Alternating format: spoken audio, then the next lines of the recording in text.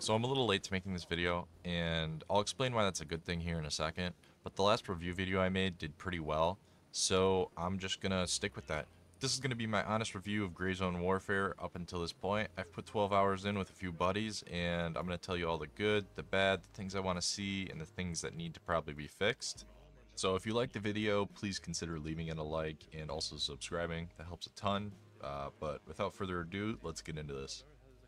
So the first thing to really note is that there's going to be a lot of combat with AI, which that's not necessarily a bad thing because in the clip you're about to see, the AI is pretty smart. But that's not to say that there isn't PvP, there very much is. You just have to go further into the map, but it's not nearly as much as you would in a game like Tarkov per se. If you are going into this game looking for PvP combat, these are probably the areas I would go to see the most enemy players. Now you can attack people from your own faction, but it's just kind of seen as a dick move and like something you shouldn't generally do. But anyways, here's the clip that I was talking about. It's something cool that I thought the AI did. I'll explain it in a second. Maybe they did it on accident. I don't know, but I just thought it was cool, so here it is. Whoa.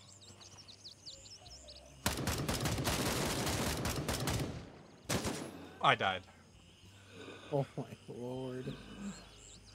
I'm actually in a coma right now. So I'm going to use this high-tech recreation software to kind of explain what just happened there. So essentially, I got L-shaped, which is basically directing your fire at one person without there being any crossfire between the two of you. But the one guy more distracted me than, tried to kill me. But it gave his buddy enough time to shoot me, so it was a win in their part. And it was something really cool that I don't really see in a lot of games. Going back to the comment that I made at the beginning of the video, I'm glad I started playing a little bit later because the game did have a lot of connection issues at the beginning. And due to that, you might hear people say that the enemies are really spongy or their hate registration is off. And that is a server issue. I think the game you can best compare this to is Star Citizen, if you've ever played that. When you're in a bad server, you know you're in a bad server. And you might as well just join another one because it's not going to be a fun time to play in. I think it just comes down to the devs not having enough server space. That or they didn't expect as many players to be on, which is a problem I see in a lot of newer games. Star Wars Battlefront Remastered. But hey, I mean, it's not a problem that you can't get around. Next problem I see with the game is honestly just the lack of weapons. So far, there's only really a handful of AKs, a handful of M4 style weapons, and then you have like your SKS Mosin and your sniper rifle. You have 2 shotguns and 3 pistols, which that's a fair amount of weapons, but it's just not, it doesn't feel like a lot. That's definitely something that I would like to see in the future, is just more weapons. Now, there are some inventory stacking issues, which isn't like a huge problem, but it's just a little annoying.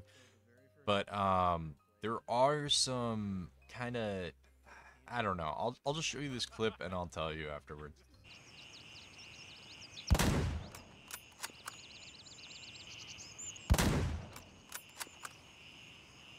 The foliage was definitely just eating those bullets. I don't have the best aim in the world, but that was definitely on him for both of those shots. And don't get me wrong, I can understand shooting through a lot of nature like that can stop a bullet, but it was one bush, man. Like, you know? Anyways, another thing I don't really like are the helicopters. I mean, I like the helicopters, but they're ear-deafeningly loud, and you can only have 4 out at a time. Which, it doesn't seem like that big of a problem until, I mean, you look at what you're watching behind me. This was just 2 minutes out of the probably 5 that I was waiting. I know it was probably 5 because the time I got back to my body, it was already gone. And it usually takes 9 minutes for those to despawn. Overall, I do think this game has a lot of potential to it. One idea that I think could be cool is having the factions fight for like parts of the map. Kind of like For Honor or Helldivers. Maybe capturing these points gives your faction like better rewards for the tasks. I don't know. It's just an idea. But overall, I'd give this probably 4 stars. I don't know if I would really spend a ton of money on it because there's different editions, but it's definitely worth the $35 at the very least. I think that's going to sum up my review though. So I hope you enjoyed watching. Again, if you could leave a like, a comment down below, and consider hitting the sub button, that'd be awesome. I hope you have a wonderful day, and peace out.